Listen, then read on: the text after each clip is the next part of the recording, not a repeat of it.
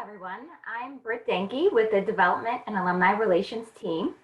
I would like to welcome you to a new online series we are calling Rise and Shine.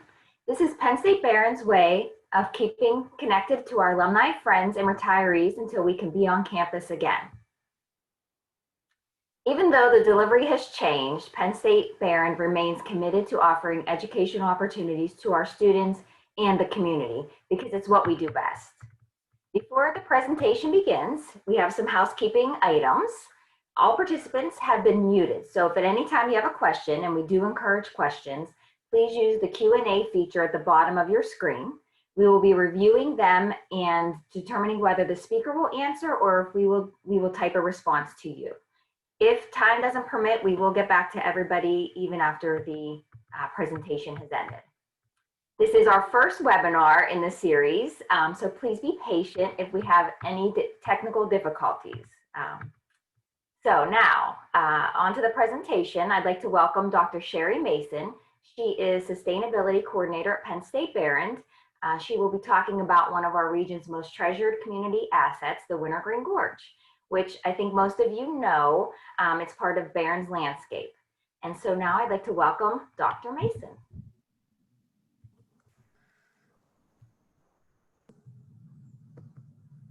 Good morning. I hope everybody can rise and shine. I'm so happy to be here today to talk about the Wintergreen Gorge. It's such a fantastic asset, and to share with you where we've been and where we're going. Before I get too far along in that, I want to make sure that I give credit to, I'm standing on the shoulders of some great people who really did all of the hard work of everything surrounding the Wintergreen Gorge and what we're doing moving forward in terms of its sustainability and restoration. And so I really want to pay a lot of tribute to these people. I happen to come in at the end and as we're actually getting the project started, and so I because I'm kind of the face of it, I get to take a lot of credit where credit is not due to me. So thank all of those people who contributed over the last decades in order to get us to where we are today. So the Wintergreen Gorge, just kind of wanted to set the stage. I mean, I know a lot of us are alumni. But just to remind us, I love maps, so I'm always showing maps. The Interstate 90 and the Bayfront Connector, here's our campus.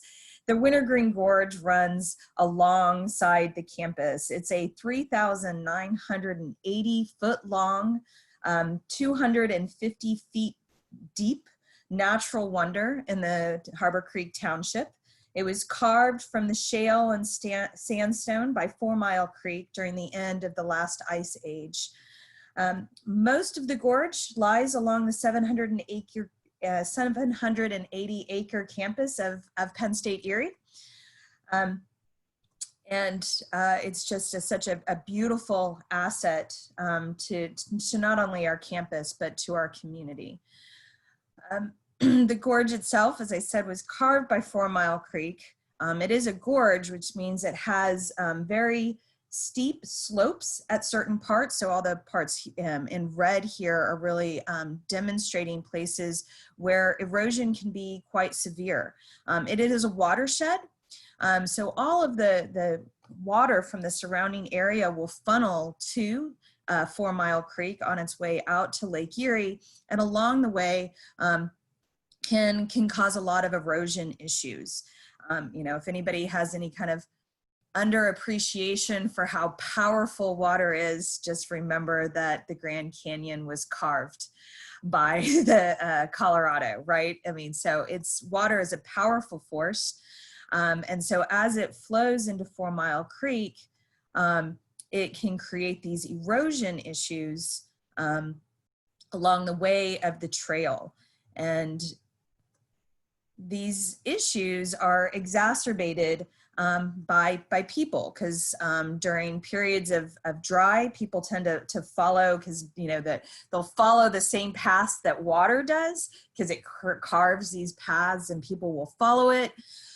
In periods of wet, then they'll go off trail and create all sorts of networks of other trails. So despite the fact that we have this one main trail that was carved by the Behrends when they donated, it was already in existence when they donated the 400-acre property to Penn State in 1948 because they would ride their horses there. We have 14 miles of unintentional trails that have been carved. Those are in the green here in this image that have been carved throughout this. And, you know, it's all of these kind of people going off trail that help to exacerbate a lot of the erosion issues that we're seeing within the gorge. I think what's really important to kind of remember is that this area is really special. You know, we have at least 4 plant species that are endangered within this gorge, and so protecting these species, protecting the gorge for future generations is exactly what the restoration project that we've started is all about. So that's kind of where we were, and let's talk about kind of where we're going, where we're going from here. So it looks like about 10 years ago, from my vantage point, and I might be a little off there, but that this kind of awareness about these erosion issues really came to the forefront, and a master plan was created in partnership with funding from the Department of Conservation and Natural Resources from Pennsylvania State, and in partnership with the Pashek landscape architects. So this master plan, which came out in 2014, is really what we've started implementing with the improvements, the restorations that we have started as of this summer. So I wanted to kind of go through some of those improvements, the ones that we've started, and kind of give you an idea of where we're planning to go. So we'll start with this schematic kind of map of these, and then I'm going to actually show you some pictures that I took yesterday of the gorge itself. But a starting point is the trailhead itself. There was no real parking area. There was a couple of parking spaces that had been carved because of traffic, but it wasn't really safe for people to come and visit the gorge and park their cars. It's a really kind of dangerous road, Cooper Road, because of the steepness and the curves. So we put in a parking lot that has 16, total of 18 parking spaces, 2 of which are handicapped. Along the way there too, we installed a couple of rain gardens. It's hard to tell here, but from the lines, the topography coming down Cooper Road from campus is very steep. And so we get a lot of runoff coming into this area. And so this first this first rain garden is to take that runoff that's coming down and filtrate it before it gets to 4 Mile Creek. And then in a parking lot, you're always going to have runoff. So we've also installed a rain garden in the center part of our parking lot, and it's sloped so that all of the runoff that comes from that parking area, again, goes through a rain garden to help filter it before that water makes its way to 4 Mile Creek. We have our main trail that is now being created with a compacted aggregate so that it is it's not only ADA accessible, but it's much more stable to the type of foot traffic that we get along the gorge. We are trying to keep people along that main trail as we move forward, but we understand, especially at the front end of the Wintergreen Gorge, it provides perfect access to 4 Mile Creek, where people like to go fishing, they like to go swimming. And so we have this creekside trail that has been also added with the compacted aggregate to allow for foot traffic down to the creek. This trail does go through wetlands, and so there was a lot of attention paid to those wetland areas. And if you'll notice, the wetland continues up, and so we've created boardwalks in certain areas to get us over those wet spots and to protect the wetland areas. So this is the beginning of our restoration efforts at the Wintergreen Gorge, but our plans are to move forward is to continue these efforts and continue them more until we get all the way up to everyone's favorite kind of part of the Wintergreen Gorge, which is Devil's Backbone. So we started at the front end, the south end, I'm sorry, the north end of the Wintergreen Gorge, and then we'll be heading south as we continue into our restoration efforts. The next phase that we plan to endeavor upon starts underneath the Bayfront Connector where the current restoration project ended, and will continue south to the confluence of Trout Run or McConnell's Run, depending upon who you ask, with 4 Mile Creek. There's currently a culvert that has been built in that needs to be removed, and we're going to replace it with a bridge. That would be phase 3, just that piece, because that piece alone is like $1 million project. Beyond that bridge that we hope to install, the topography gets rather steep, and so beyond that point, unfortunately, the trail will no longer be ADA accessible just because of the topography. We'll be installing steps there, but up until you get to Trout Run, so the first 2 phases of the project are really about increasing accessibility and ease of accessibility to all people that live in our community. I'm really excited about the fact that so much of this is now going to be ADA accessible with bamboo boardwalks going over areas of a special kind of concern with regard to wetland environments. So I wanted to show you guys some pictures instead of just images from the architects of what this looks like.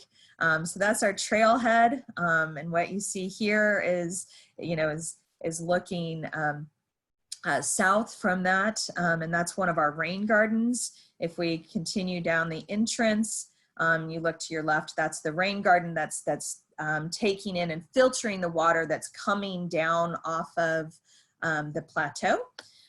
Just another version of another side of that same rain garden, so that you have an appreciation for what a rain garden looks like. It looks like a lot of vegetation.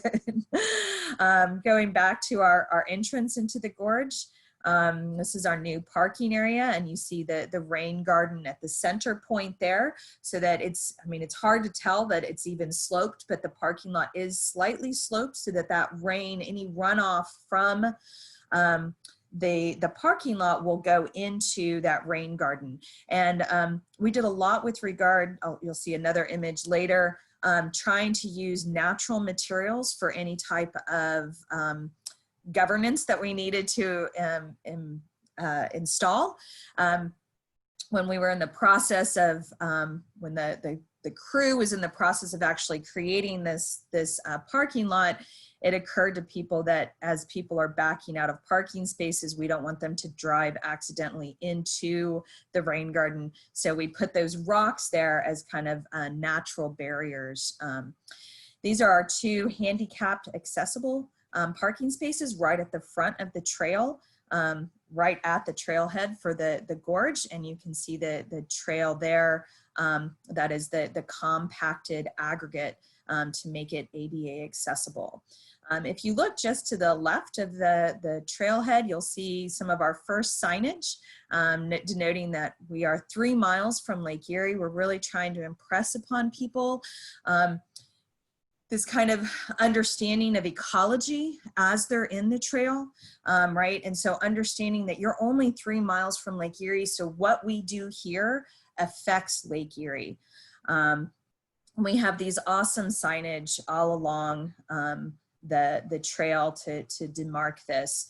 Some of this signage was actually created with students at Penn State Behrend. So they created these kind of mock-ups that were beautified by the Peshek architects, but they wrote out these kind of concepts and things that they wanted to include. So these is all kind of inspired by students at Penn State Behrend, these educational informative plaques that we have along the trail, and we will be continuing as we move our restoration efforts forward. As we move along the trail, Like I said, there are places where we're trying to deter people from going on to going off of the main trail. And so we used natural materials in order to create these barriers, but not adversely affect the ecology of the area. Continuing on down the trail, when we get to our wetlands, we have our boardwalk. So this is made out of bamboo, and it's supported above the wetland area with metal kind of stakes that hold it up so that the water can flow underneath. This boardwalk takes us underneath the Bayfront Connector.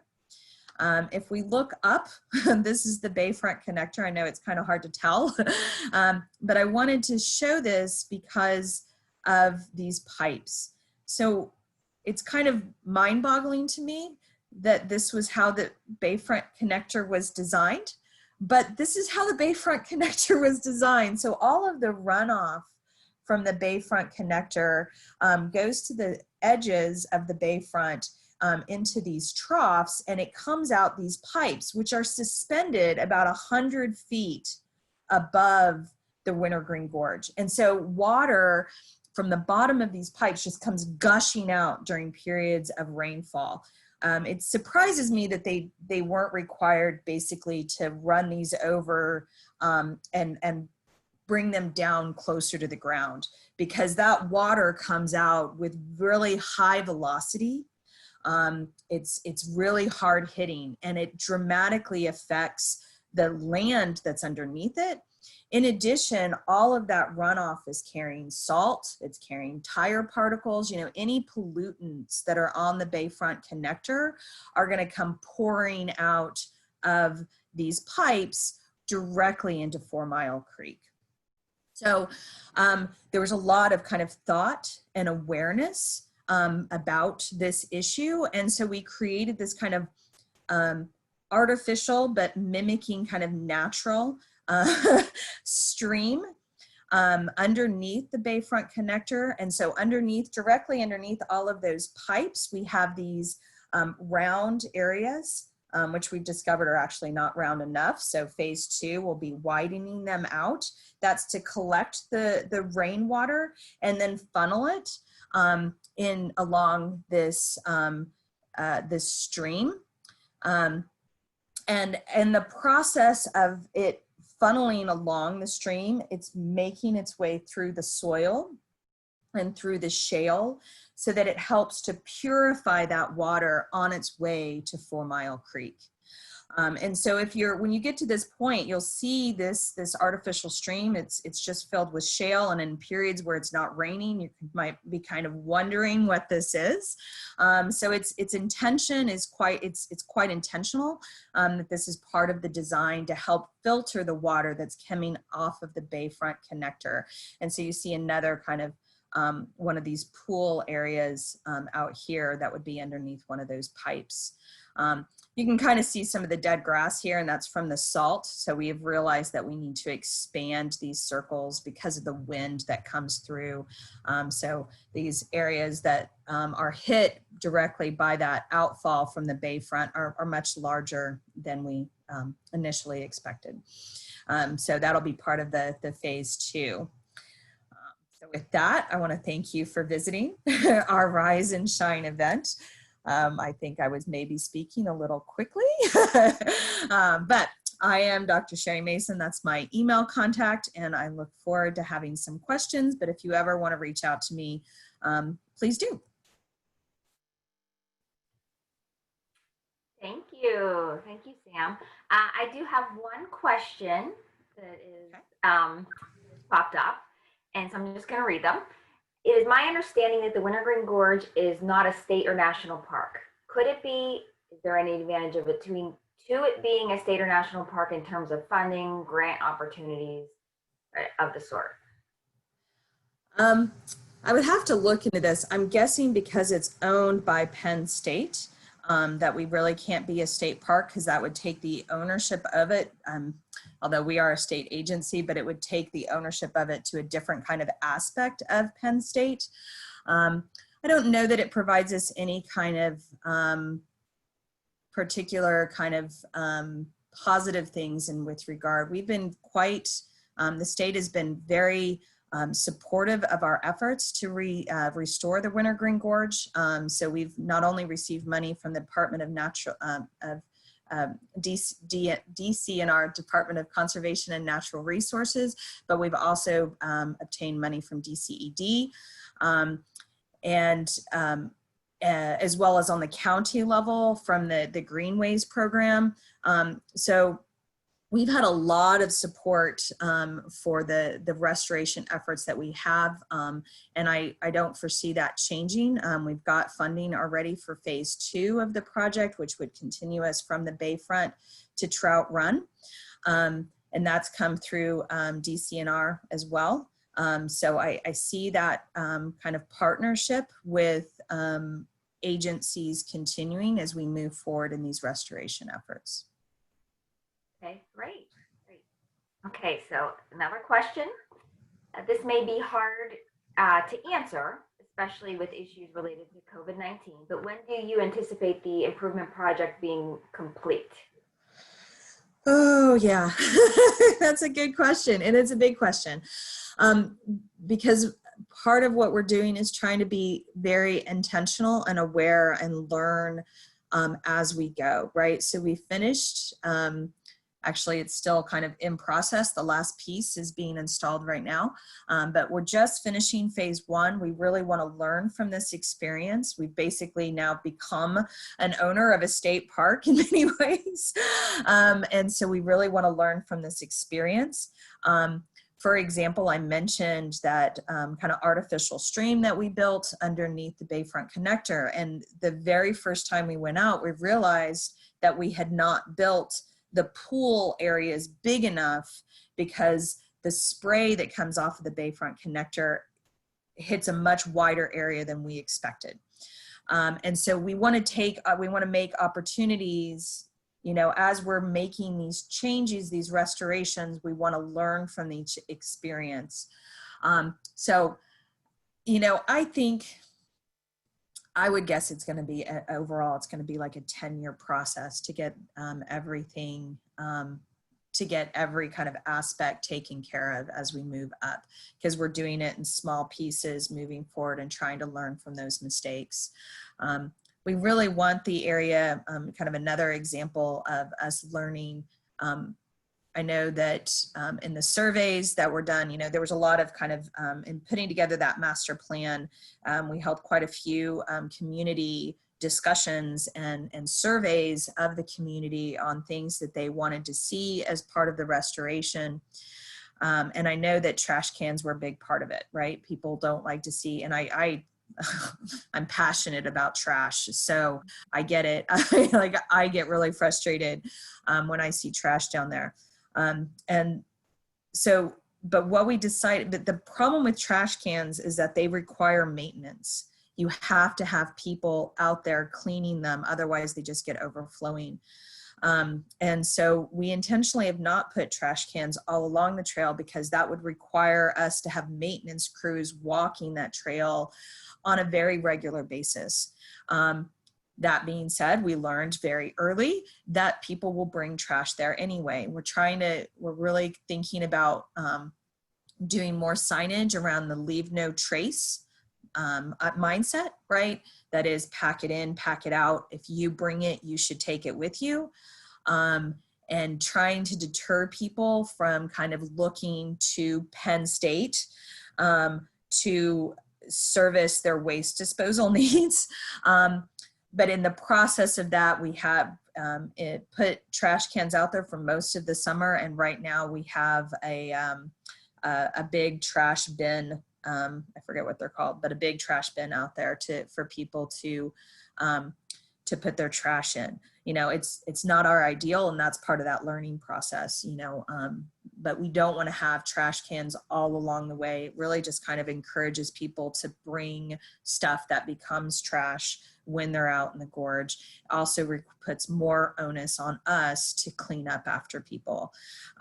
So, you know, we're trying to create a good balance there, you know, trying to use our role as an educational institution to raise awareness about kind of pack it in, pack it out, or leave no trace, depending upon which, you know, motto you prefer. Right. Will lighting be added to the parking lot at any point for safety purposes? No, I don't think so, because the intention is that it's like all state parks. It's open during daylight hours, and lighting has lots of issues. One, it affects wildlife dramatically, and I'm not sure all people are really kind of aware about light pollution and how it affects birds and other wildlife, because they very much live off of natural daylight. That's their alarm clock, right? And so when you have light out there, it affects birds' migration, it affects, you know, it affects pollinators, it affects all sorts of nocturnal animals. But it also encourages people to be out there when it's not daylight. And the reality is that, generally speaking, you know, good things don't. My dad taught me, you know, when I was a teenager and wanted, you know, my curfew extended, nothing good happens late at night. So his voice is ringing out in my head right now as I think about light. You know, it kind of just encourages people to be there during the nighttime, which really we're trying to deter, just like they do at any state park, that they are, you know, really in operation from sunrise to sunset.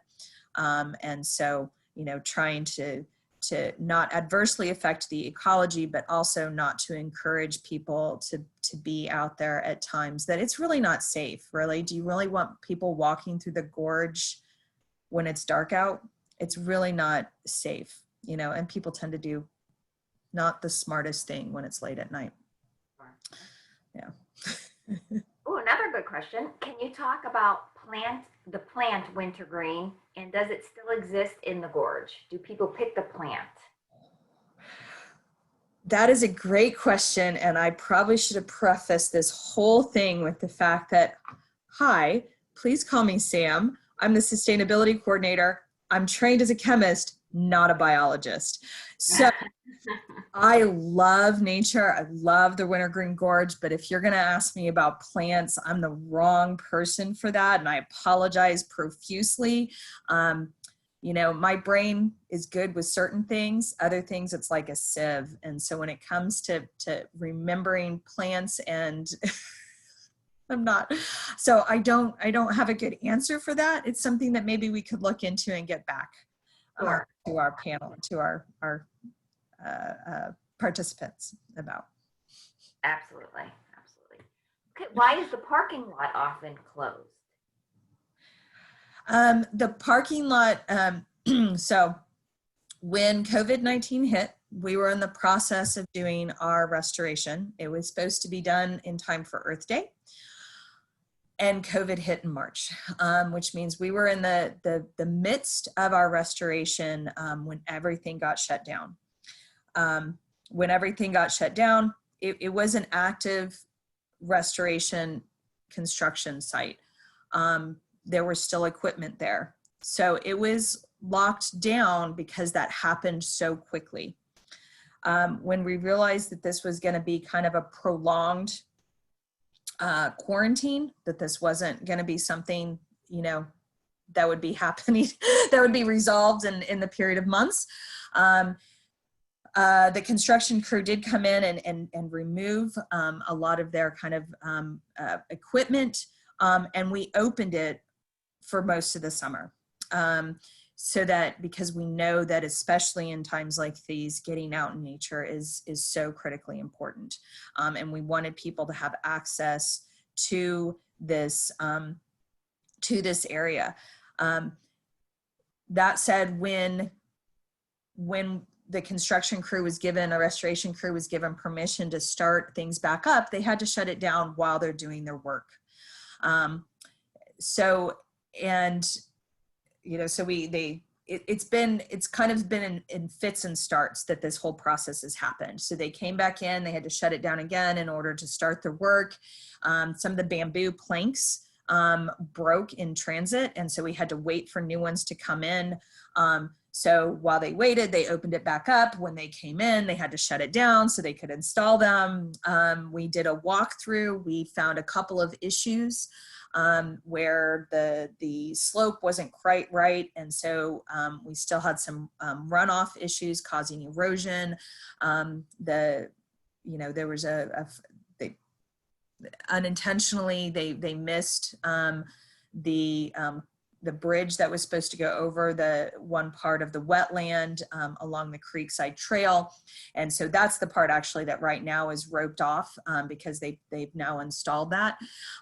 So basically my point is that it's been open and closed on and off. And that's just largely because of the pandemic that we've been hit with, and trying to keep it open as much as possible when we can, but having to close it during times when the crew is actively working in the area. We have our final walkthrough. So like I said, that final culvert has been added on the Creekside Trail. We have our final walkthrough in 2 weeks on September 16th, I think, is when that is scheduled for. That's our final walkthrough. Everything should be done by then. And then on September 18th, we're actually doing our official ribbon cutting event that was supposed to occur originally on April 25th. Because of COVID, the big party that we had planned cannot happen. And I'm really sad about that. We had a drum circle planned. We had people coming to talk about the ecology of the area, talk about the importance of bats. And it was, we had some great plans, but pandemics get in the way of that. So it's a much smaller event that's being planned. We can only have, at most 25 people there. We only have 18 parking spaces. So really we can only have 18 people there. I'm going to walk down from campus. And so I will tell you that on Friday the 18th, it's going to be closed again because in order to allow access for our dignitaries for that event that will be taking place. That is, as of now, that is the last time we foresee shutting it down. It's shut down in the winter. So once it starts snowing, it's shut down. We close it. We have been closing the gates at night to deter people from being there in the off hours. But generally speaking, from here on out, it should be open and accessible to people throughout the day. Great. Okay, we have about 5 more questions. You keep saying Awesome. restore. What has been the problem? Erosion and more than erosion? I'm sorry, I missed the first part of that. When you're referring to the word restore, you're restoring the gorge. What have the problems been? Erosion and Oh yeah, I'm sorry. I tried to make that clear, and Carol texted me in the process. I was probably speaking a little fast, and I tend to do that when I'm nervous. So my apologies if I went through my PowerPoint too quickly. But yes, the issues within the gorge are it's a lot of erosion issues. So it's the trails that have been created in the gorge have been created by people, not intentionally to create issues for the natural environment, right? But the reality is that people tend to follow the same paths that water does, and that just accentuates erosion issues. We also tend to follow paths that are most convenient for us, even though those paths may be taking us through a wetland or stomping on protected endangered species, right? So it's just, it's a lot of erosion issues. And so this is why we're really trying to, as we move forward with this process, keep people on the main path, deter people from these 14 miles of kind of off paths that tend to go into very steep areas, which just accentuates erosion issues. and also adversely affects the ability of plant species to survive. When you have people, walking on the ground, biking, mountain biking on the ground, it compacts the soil, which prevents plant species from their roots being able to take root. And so you see, as people are walking on the ground, you see the death of plant species in those areas. That provides kind of additional areas for water to flow, which increases erosion, especially in the absence of having those plants there, right? So it's two things hand in hand, but it's really about, erosion issues and protecting the wetlands and the plant species that are endangered within this area. Okay. Will trail usage change during the restoration? Will biking still be allowed on the trails? Biking is allowed on the trails. We prefer people to stay on the main trail as opposed to doing those kind of off of the main trail areas. But the trail is intended for walking and biking. That's what it's intended for. I think most mountain bikers are probably going to be inclined to the upper areas where the terrain is more steep, which is nice because then, you have more ADA accessible and family areas at the lower end of the trail. What is the relationship with Harbor Creek Township in regards to maintaining the area? So the gorge itself is owned by Penn State. The Cooper Road is Harbor Creek Township. So Harbor Creek Township, and really they don't have their own police force, so they're in conjunction with the state police. They are monitoring parking on Cooper Road, which is really not safe. So you'll see a whole bunch of new no parking signs. Now that we have a parking area, park in the parking area. If the parking area is full at the trailhead, then go onto campus and use one of the Ohio lot or the pre-shack lot. You can park in either one of those lots, and there's trailheads at those two locations as well. Really kind of encourage people, to be mindful of the fact that the Cooper Road trailhead is really intended for families and for people who have mobility issues because it is ADA accessible.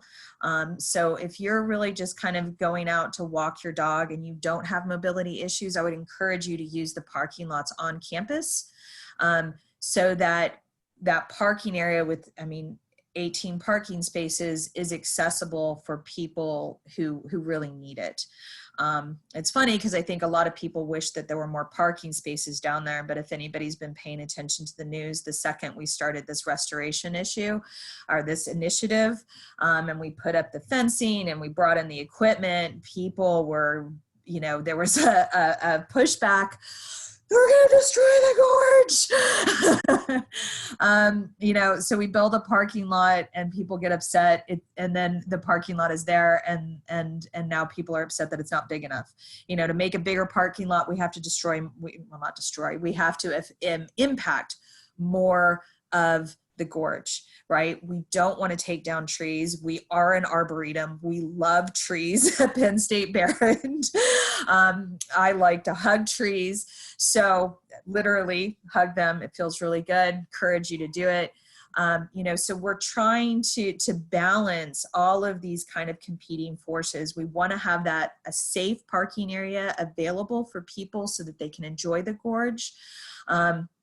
But we don't want to build, a 5-tiered parking lot in order to allow that to happen. So really encourage people to take advantage of the fact that we actually have 3 different parking areas, 2 on the kind of main campus of Penn State Behrend, and then the one at the Cooper Road trailhead. But Harbor Creek is basically responsible for the Cooper Road area and monitoring that. Once you actually get to the trailhead and you start down that path, you're on Penn State property, so that's ours. Okay. 3 more questions. We have a couple minutes left. Are there limited hours you can hike the gorge? You talked about sunrise, sunset, but are there specific hours? No, I mean, it is just kind of sunrise to sunset. They have been closing up the gates at around midnight, to deter, people from being there in the middle of the night. And I think that they probably open them back up at like 5. But no, I mean, there's not technically, and you can drive onto campus and be walking the gorge. But I would just really encourage people to be smart, not be out there at times. It's a steep area. It's really steep. And at night when there's, you can't see where you're going, it can be really unsafe, and so really encourage people to be smart about when they're out there. We do the same thing with our students, be smart. What is currently being done and will be implemented in the future to discourage illegal bonfires which damage the vegetation and soil? Oh, that's a great question.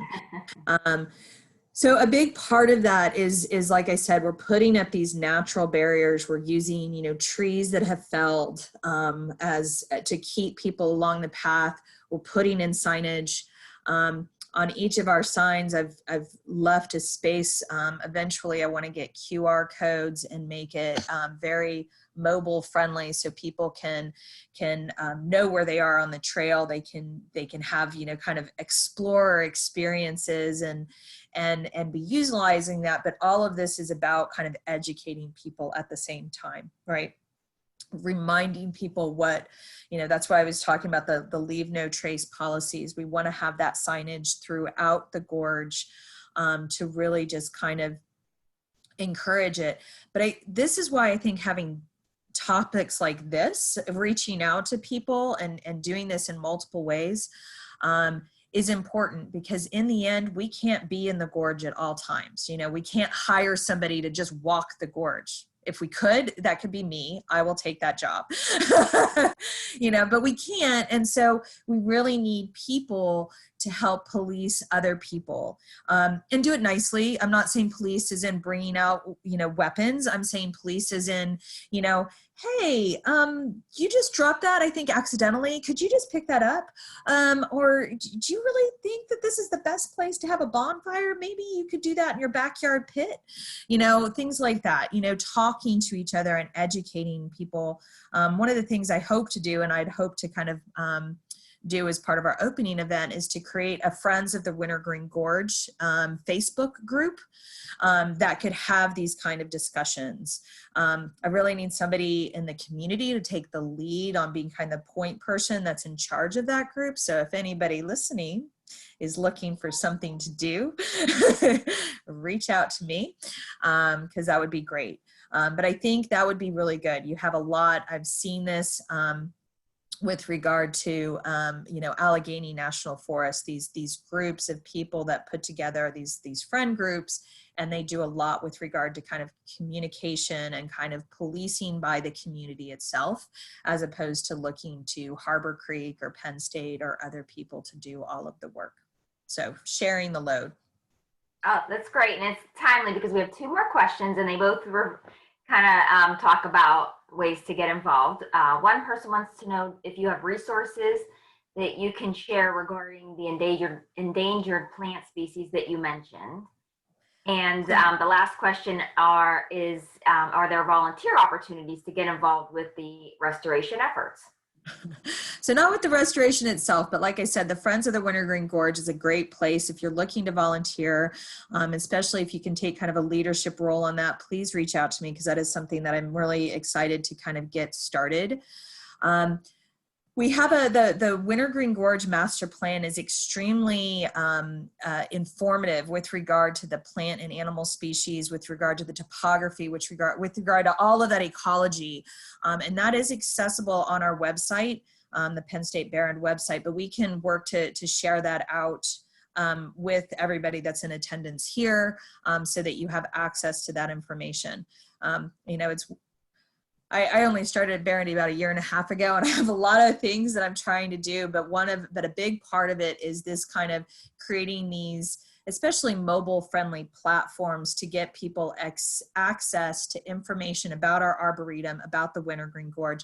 But those things take time. take funding to develop. So hopefully over time I can find something that's a little bit more user-friendly than this 208-page master plan. But for right now, that's probably the best documentation as to the ecology of the area. Great. Well, I know you haven't been with Behrend long, Sam, but you have been presented a few times that I've seen, and you're always so knowledgeable. And we really appreciate you taking on our first Rise and Shine. It was so much fun. Yeah, great. And we thank everybody who attended today, this morning. Hopefully you learned something while you had your cup of coffee or tea. And like I mentioned, this is our very first in a new series. Our next Rise and Shine will be the Electoral College, Past, Present, and Future. It'll be on Friday, October 2nd at 9 a.m. Also, you'll soon receive a survey asking for your thoughts and ideas as we continue to develop this program. And also we'll have some information, follow-up information that Sam talked about for everybody who attended. So that's it for today. Thank you so much, and we'll see you next month. Yeah. Bye. Bye, everybody.